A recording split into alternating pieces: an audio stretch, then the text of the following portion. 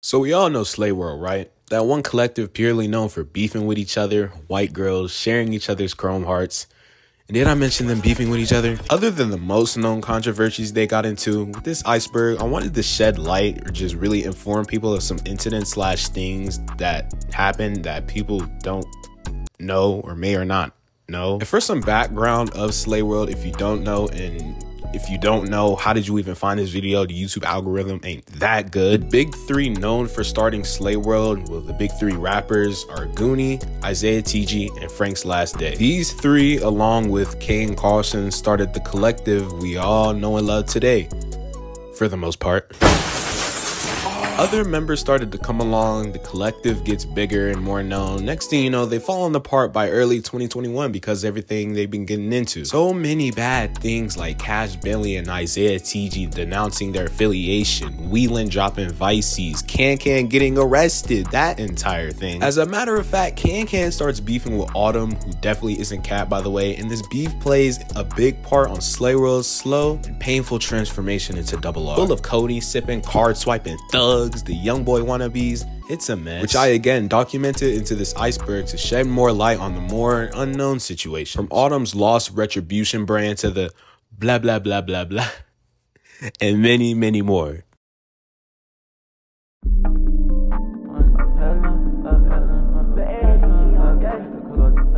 Starting off with the first layer, Kane Carlson. Kane, aka Kane Carlson, was a kid from Canada who had a love for skateboarding and most importantly, music. He started a clothing brand he named SLAYWORLD and wanted to promote it. And that's when he gained the help of his rap friend Goonie, who started rapping at the time. And Kane even had a YouTube channel showing off some of his skating skills. Kane eventually gained the help of Goonie's friends Isaiah TG and Frank's Last Day. Eventually, SLAYWORLD became a group chat to promote music, clothing, and skating. And it would grow larger with the likes of Kankan, Summrs, and Autumn, who came from another collective called D1, as well as another collective called Hellworld, as well as producers like AZP, Benji Cold, Brant Rambo, Eddie Gianni, Wi-Fi, and more. Some notable associates of Slay, which are just people that were Slay but weren't Slay, just people that were in the SLAYWORLD group chat, the likes of SSG Kobe, Yeet, Wheelan, Cash Bentley, and Jace, which is still in debate to this day. And over the years, SLAYWORLD would go big, drop hits, singles, vlogs, anything, you name it, until everything came crashing down. On July 23rd, 2022, it will be revealed that Kane Carlson passed away from an overdose. Many members, even ex-members and mutuals of Slay, would pay their respects. Rest in peace and long live Kane Carlson. Let the Girl Slay. Let the Girl Slay is a song by rapper Sofego, which is a diss track to SLAYWORLD, specifically Summrs and Kankan. Prior to the song's release, Kankan and Sofego were the first to see going back and forth. Apparently, Kankan and Sofego were going back and forth behind the scenes, which obligated Kankan to drop Slimy with SSG Code. But Kankan only said like 2 lines in the song, which made Sofego respond with Rat Runners, and in the song, he also disses Summrs. After Fago dropped Rat Runners, everything seemed to quiet down a little bit, until Summrs went live one day and we ever gonna get a Slay and Fago collab? Fuck no! Fuck no! Okay. Soldiers with me, yeah, they on my side.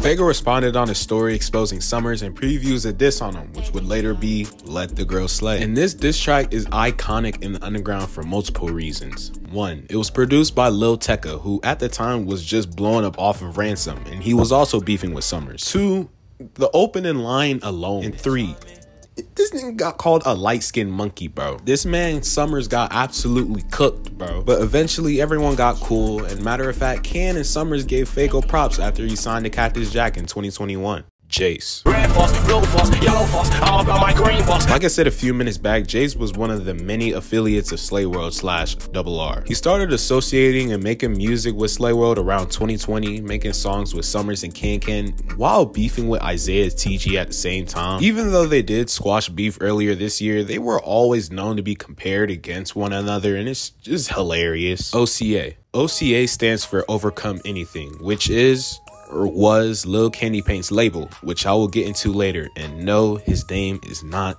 Toka. Yeet's affiliation. Yeet was another rapper that was in the SLAYWORLD group chat, which meant that he wasn't necessarily Slay like some people claim. 1032 Watt beef. This beef was happening back in 2020 where Isaiah TG started beefing with rapper 1032 Watt of the 1030 Collective. The background was that Isaiah TG dropped a song called 2, and I'm gonna play the song and you might recognize the beat. cuss I cook. If bitch tryna fuck me too. If LA pop me too. Money as long as you. If you think it sounds familiar, that's because it is. This song was remixed by 2up and as well as Lil Shine, but I'll get to Lil Shine in a minute. Isaiah dropped 2 and 1030 2wop remix. Therefore, it sparked some beef between them, and Isaiah called him out for stealing the beat and some of the lyrics apparently. They gun school like a spoon. Niggas they smoking on shroom. Yeah, she went out and I get 2. Yeah, was a young ass nigga I grew. Yeah, who kid them don't got a clue. Isaiah posted a pic of him and his bro with a super scary gun and tagged 2wop under the pic. 2wop responded with a series of IG stories and said that he was in fact in the O. Man, look, I ain't on none of that lame fairy tale ass SLAYWORLD, whatever the type shit. Alright, now somebody tell that nigga Isaiah don't keep my name out his mouth, bro. And I don't even know how it escalated this far. What? To the point where 2wop posted this on his story. This is SLAYWORLD also saying that word. Let me know if y'all boys want that picture though. I got y'all. It got bruh face in it too. Really? Free cool, man. What you talk about? But you feel me? I ain't gonna put that shit in here because then they gonna ban me. I ain't front. You hear me? If y'all want that picture, bro, I'm gonna send it to everybody. You hear me? Yeah, bro, them niggas weird, bro. Like, come on, Pete. SLAYWORLD. SLAYWORLD. Usually that's a word that bitches use. Stupid. Yeah, I just slayed. Damn, sis, you slayed. Come on, bro. Fact. As well as posting Isaiah's picture, who according to Isaiah was allegedly underage at the time and was in a bad mental state. Yeah, it got that far. And there are many things I gotta say about this. First and foremost, how did you get this picture, bro? Second, you saying SLAYWORLD is gay and females using that word, if anything, is more ayo of you to have another man's balls saved in your phone. It's definitely safe to say that this is definitely one of the lesser known beefs of SLAYWORLD, one of the many controversies and beefs of Isaiah TG in general. And as for the Lil Shine thing, if Isaiah was so mad at 2wop for using the beat, then why not get on him? Then again, Lil Shine was like 12 when he made that, and he wasn't just blatantly stealing Isaiah's flow, so I guess that just makes sense. Hey, Kankan. What are you doing? Are you naked, nigga? Yeah. Oh, y'all are weird. SLAYWORLD Soldier. SWS stands for SLAYWORLD Soldier, and members and friends of SLAYWORLD would get SWS tatted on their stomach to show that they are in fact a SLAYWORLD Soldier. SWS is also a tag which can be heard in songs like When It Rains 2 by SUMMRS or Figure It Out by Kankan. SLAYWORLD Soldier. Twinuzis. Twinuzis is rapper Autumn's producer name. He says that after he started rapping more, he wanted to keep both the names Autumn and Twinuzis because both of the names were hard, so he resorted to keep Twinuzis as a credit name for whatever song he produced. I'm not saying this word. This is what some fans would jokingly refer to Kankan as, even SUMMRS as well, with people calling him this. Kankan's beef with Kane Carlson. This beef started when Ken dropped a song and someone at Kankan in the comments possibly saying that Kankan sounded like him, or Ken sounded like him. Ken then responded to the comments saying, "Don't add no Biden as rapper under my post." Kankan then started dissing Kane Carlson on IG Live, calling him a clone, and he got his own wave. Kane Carlson responded with a diss track called Teen Bean, saying the line, You wanna sweat like me, yeah. You wanna be like Teen X. Ken then responded saying that he can drop whenever he wants to, since Kane Carlson is practically in a slave deal with Cardi. I don't care who diss me, bro. I can drop whenever I want.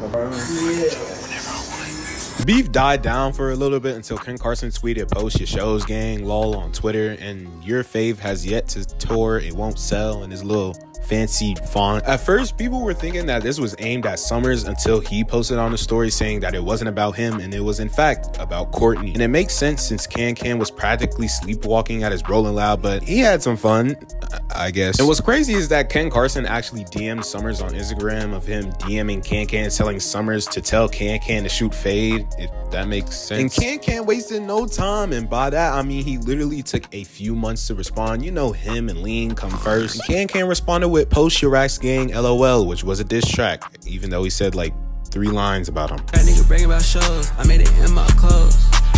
Right nigga dissing, he broke, can't show me 100 and more. That nigga nobody copy, you keep that little shit on the floor.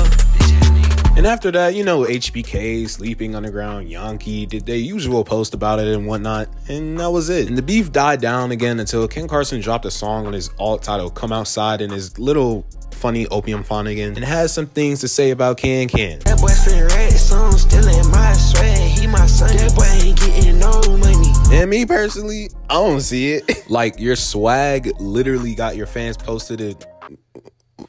What? Kankan responded to this diss with one line off of the song Go Sit off his Way Too Geek tape. He said we was still in the sweat, nigga, we didn't even know you dropped. And I can confirm that he was talking about Ken. I was there in the studio. I was the monitors.